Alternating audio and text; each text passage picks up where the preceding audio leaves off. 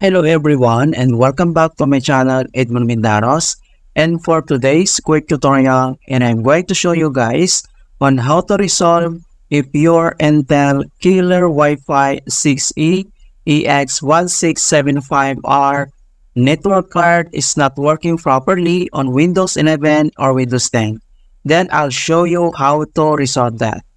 And without further ado, let's go ahead. So all you have to do is to open up on a search menu. And then dito ay kailangan mo lang i-type yung CMD or ito yung tinatawag na command prompt. So kailangan mo lang mag-right click dito. And then select mo lang dito yung run as administrator.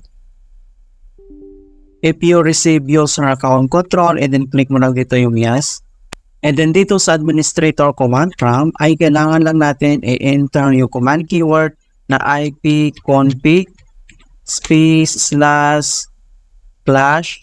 DNS. Ayan. So in all small letter lahat na ipconfig space / DNS, yung / DNS ay one word po yan. And then press mo lang yung enter. Ayan. So makikita mo dito na successfully flash the DNS resolver caching.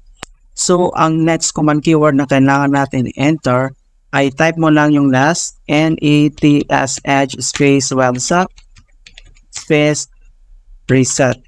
Ayan, so kailangan mo lang i-type yung command keyword na NETSH space website space reset, and then press mo lang yung enter. Ayan, so makikita mo dito na successfully reset the WinSock catalog.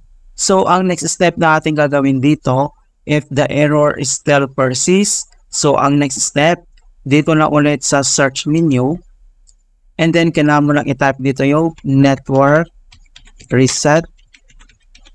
Ayan, so i-type mo lang yung network reset, and then click mo lang dito yung open, and then madadirect tayo dito sa network reset settings.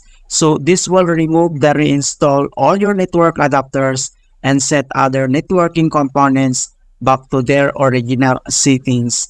You might need to reinstall other networking software afterwards, such as VPN client, software, or virtual switches. Okay?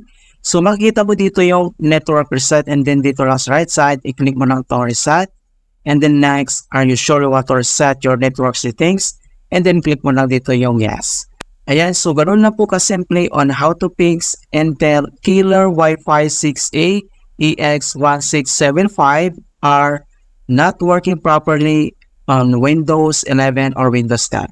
And please don't forget to like this video, subscribe to my channel for more quality content. Thank you guys, and see you in my next tutorial.